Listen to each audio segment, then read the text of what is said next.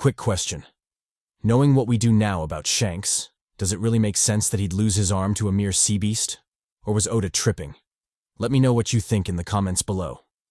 Anyway, on to the video.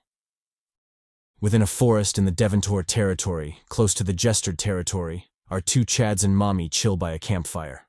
Karnak the Chad mocks Baros, our tsundere, puzzled at how Baros hadn't awakened his aura yet, despite being a literal martial god. Baros, a bit downcast, replied that was before their regression. He really missed the good old days when Karnak was still a Death King and could give him dark battle aura. It made things way easier.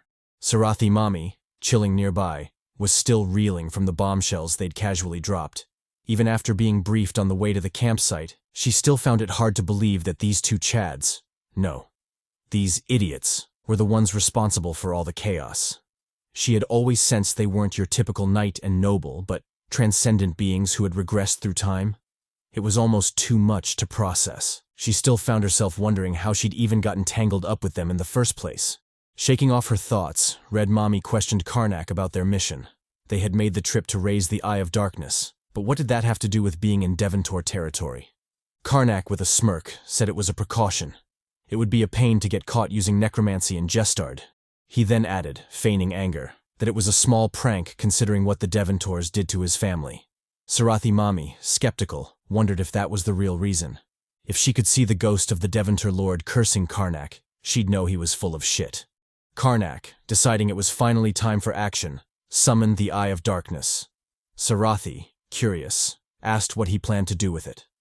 Karnak explained that he was sending it through space-time to see if he could close the Door of Darkness. With that, he launched the eye into the sky, where it dissolved into space-time without causing even a ripple. Sarathi Mommy, finding the sight a bit underwhelming, asked why it was so quiet. Karnak replied that he wasn't opening a space-time gate, just peering into it. He instructed Baros and Sarathi to protect his body while he used the eye to enter the Infinity Realm. Without hesitation, they agreed. Closing his eyes, Karnak transferred his consciousness into the eye as it entered the Infinity Realm. A dark void bathed in a crimson glow. Red embers of aura drifted aimlessly through the infinite expanse. The only thing that stood out in this gloomy void was a withered red tree with cursed branches bearing crimson fruit. The Tree of Emptiness, Astra Schnaf. In his eye form, Karnak stared at the Tree of Emptiness, the true form of the power he had wielded as a Death King. He had to admit, the tree was as ugly as it was ominous. As he continued silently judging it, one of the crimson fruits detached from the tree and fell into the dark waters below. Karnak realized that this was how the darkness of the end spread. He had to stop it to complete his mission.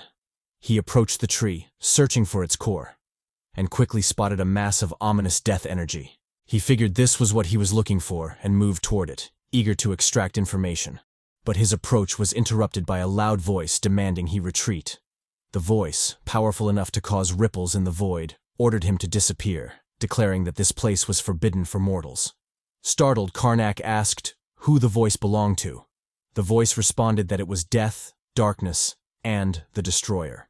The sheer power of the voice sent shockwaves through the void, causing violent waves to surge. Karnak, overwhelmed by the onslaught, was tossed around like a leaf in a storm. As the relentless barrage continued, Karnak realized that the power the voice wielded was the darkness of the end. His own power. But how was this voice able to use it so easily? Before he could process what was happening, the voice unleashed even more of its aura and, in the name of Tesranic, banished Karnak from the void. Karnak, engulfed in dark energy, was ejected, his screams echoing in the dark realm. When Karnak regained consciousness, he found Baros and Sarathi Mommy hovering over him, calling his name. Nursing a throbbing headache, he asked what had happened. Baros explained that Karnak had suddenly started floating before passing out and asked if everything was okay. Karnak ignored the question, focusing on more urgent matters.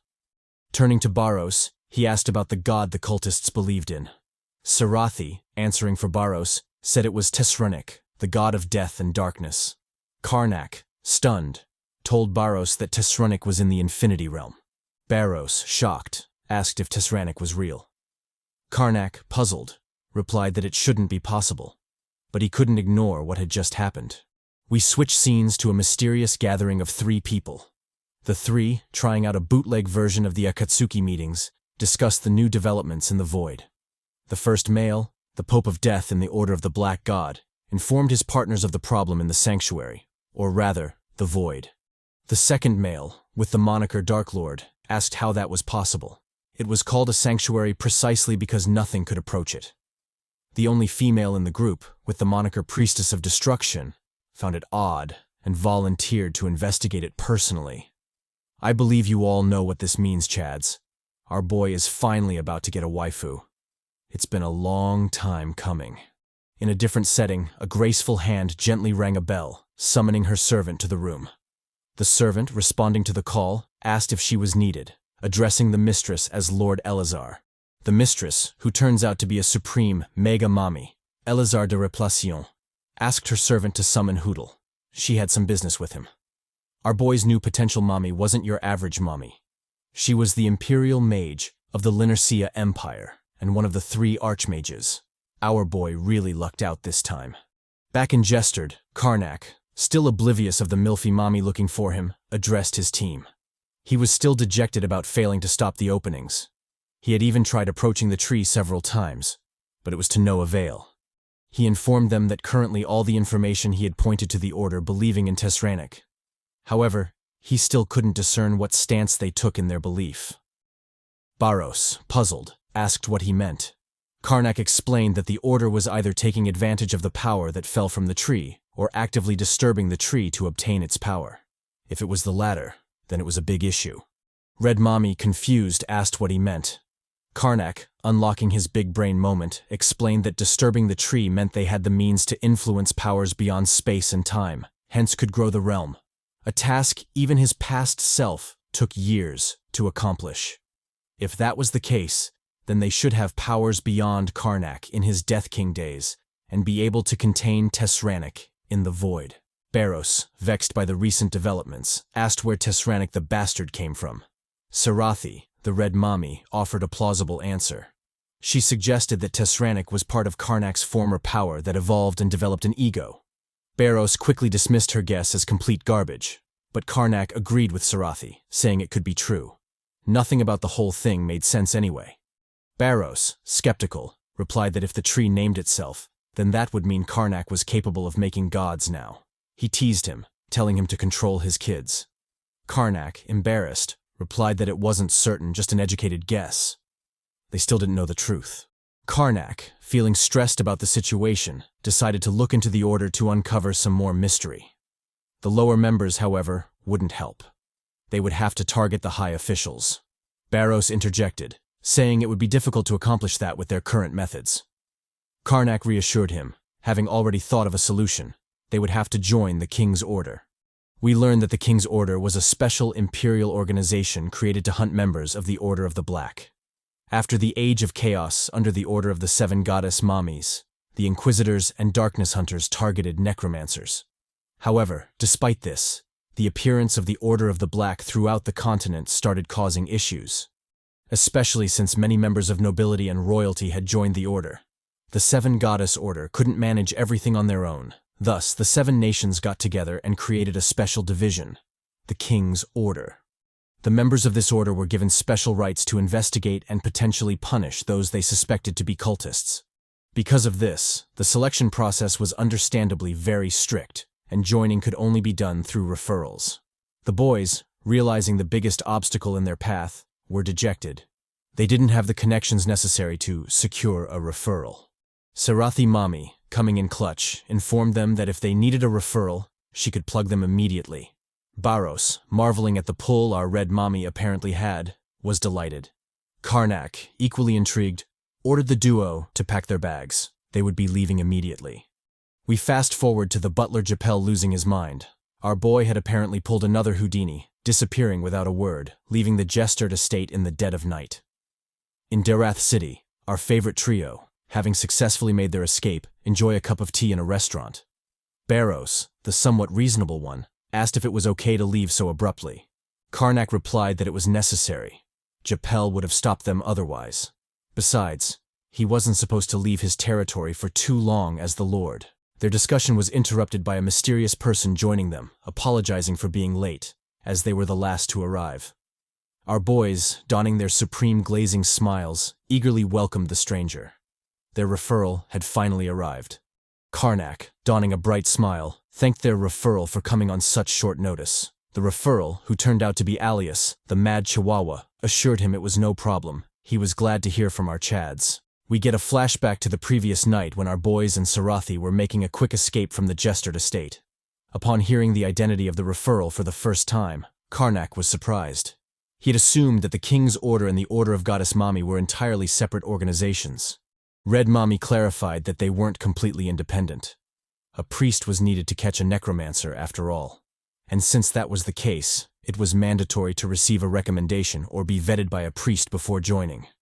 Alias, being a first-rank inquisitor, obviously had that authority. Karnak asked how Sarathi knew all of this. She explained that Alias had personally informed her, intending to recommend them to the Order after the Renfelt family incident. Back in the present, Alias, rubbing the back of his head shyly, told our chads it was a shame when they suddenly decided to return to Jestard. He had been ready to recommend them to the Order. But all's well that ends well. He was happy they came back. Karnak agreed, admitting they had almost missed a good opportunity. Handing over the recommendation letter, Alias instructed them to take it to the Order's headquarters. He cautioned them that while the letter would help, it didn't guarantee their acceptance. Still, knowing our chads, he was sure they would prevail. Blessing them with Hatoba Mami's grace, he sent them on their way. We switched scenes to Drunta, the capital of the Usteel Kingdom, a beautiful and bustling city with terrible space management. Seriously, what's up with all that wasted space? Anyway, at the King's Order headquarters, our trio blended into the crowd, assessing the various talents in the building. Karnak remarked that their potential was higher than expected. Red Mami noted she had already spotted 2 aura users. The capital was definitely built different. Their observations were interrupted by an Order attendant who informed them that their recommendation letter had been confirmed, and he would guide them to the Order Lord. In a private room, they met the Order Lord. The bastard, introducing himself as Arentel, seemed ordinary. But he was actually a purple knight, a true powerhouse. Gazing at their file, Arentel noted that their identities were secure. And, with a recommendation from Inquisitor Alias, they had earned a trustworthy referral. However, as they likely already knew, that wasn't enough to join the Order. Karnak acknowledged this, saying he was aware of the training period they needed to complete first. Arentel confirmed this, explaining that it was a necessary measure to prevent pagan infiltration into the Order, and he hoped they understood. Wasting no time, he issued the trio their first mission, shocking our chads. Sarathi Mami, annoyed, pointed out they had just joined. Arentel, laughing heartily, countered that the nature of the Order was non-stop work. With that, he officially welcomed them to the King's Order. Sounds more like a black company to me. Back at the main hall, the trio met their temporary teammates. The leader of the new arrivals introduced himself as Tarman, general of the 4th Battalion. He would serve as their guide during the practical placement.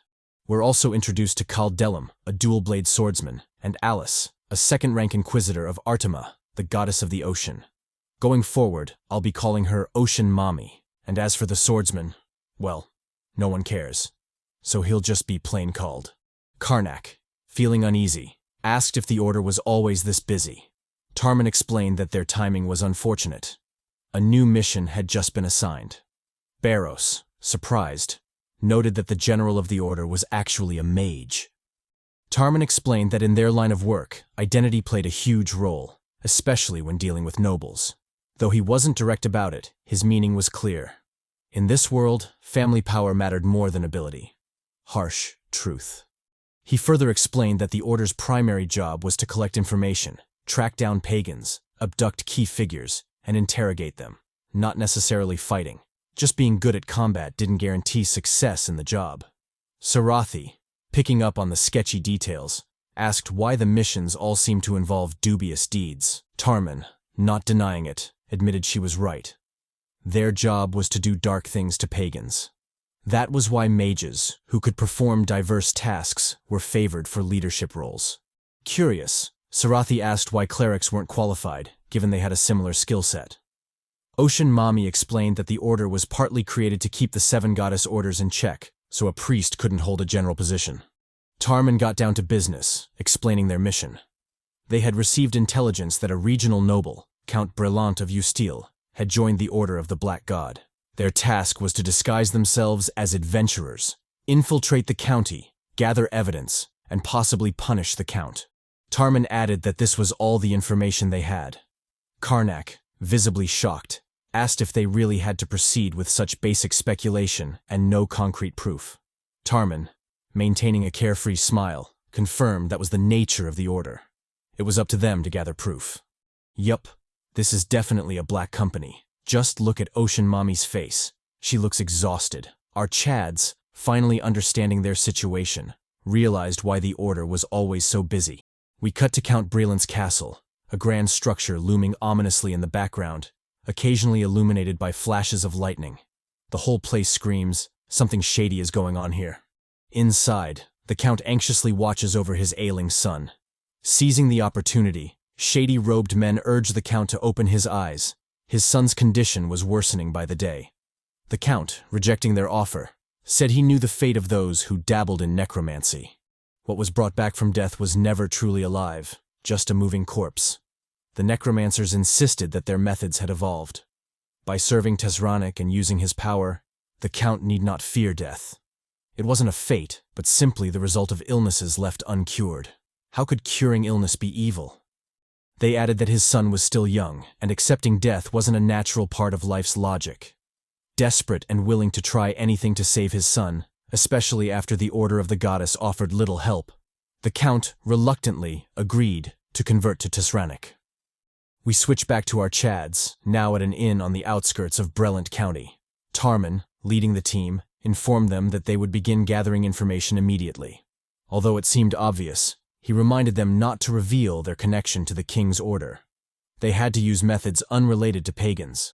Handing them a wanted poster, he introduced their new aliases as bounty hunters searching for Helon Krat, a notorious criminal from the capital with a talent for disguises. The team split into 3 groups to investigate, their inquiries eventually leading them to the Count's manor. Inside the manor, Tarman apologized to the Count for the sudden visit, introducing himself as an adventurer chasing a wanted criminal. The Count, finding this reasonable, agreed to cooperate, noting that it would be bad for the county if a criminal remained at large. Thanking the Count, Tarman bid him farewell and left. As the two exited the castle, Baros asked if that was all they were going to do. It seemed pointless to come all that way and not take further action. Flashing a beaming smile, Tarman reassured him that although it might not seem like much, he had already gathered enough to move forward.